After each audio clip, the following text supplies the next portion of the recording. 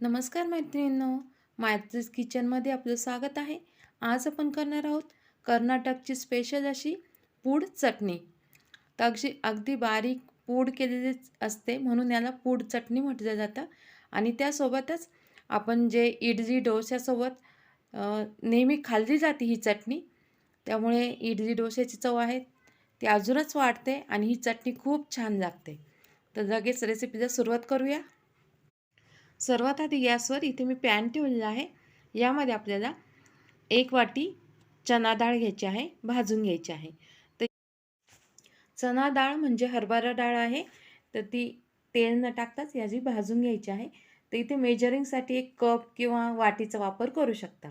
तर सर्वात महत्त्वाचे म्हणजे 1 वाटी मी इथे चना डाळ घेतली आहे आणि ती चांगली भाजून घ्यायची, अगदी खरपूस होईपर्यंत भाजायची आहे.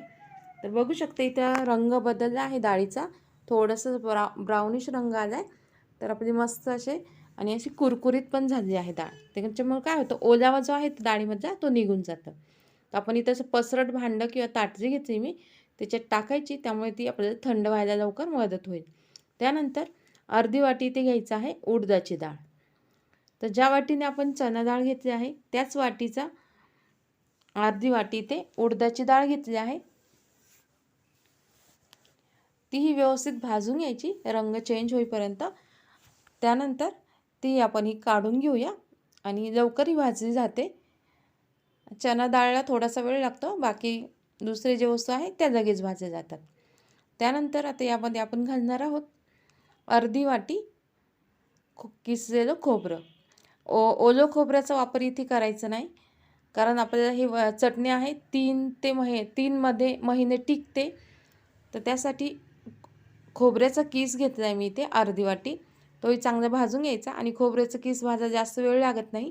त्यानंतर अर्धी वाटी तीळ घातलेलं आहे, तेही अगदी कमी वेळात आणि अगदी कमी गॅसवर हे भाजून घ्यायचं. त्यानंतर यामध्ये आपण घालणार आहोत 1 चमचाभर जिरे.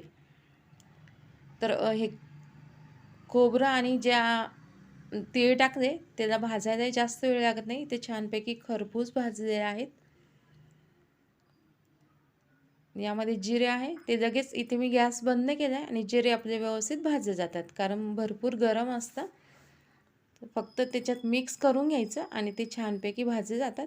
तुम्ही जर जिरे पावडर टाकणार असाल तर इथे जिरे नाही घातले तरी चालेल. आणि जर तुमच्याकडे धने पावडर नसेल तर तुम्ही इथे 2 चमचे धने वापरू शकता. जे अख्खे धने असतात ते यामध्ये भाजून घ्यायचे.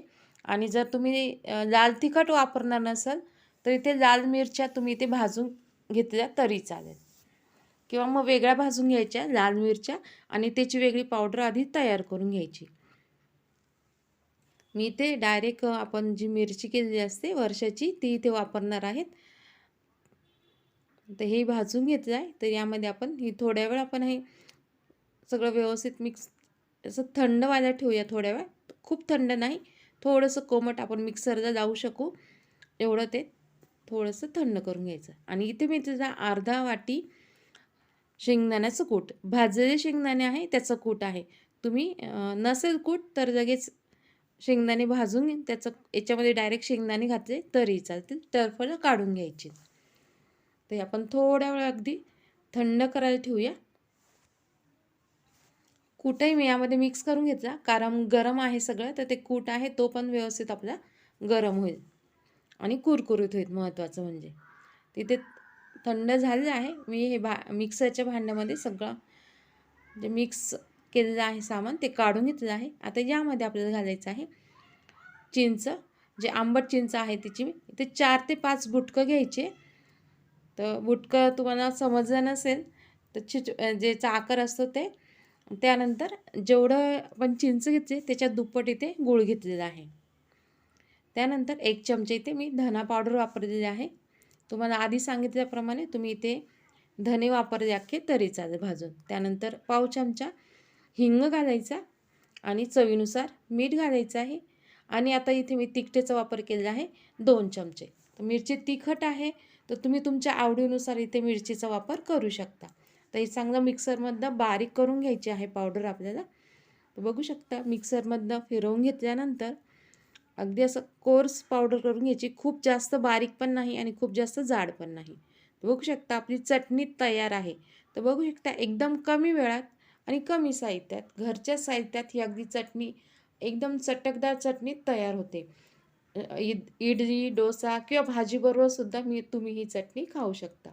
चवीला खूपच छान लागते. अगदी खूप छान भन्नाट चव लागते. तर नक्कीच करा. चॅनल जर नवीन असाल तर चॅनल सबस्क्राईब करा, लाईक करा आणि शेअर करा.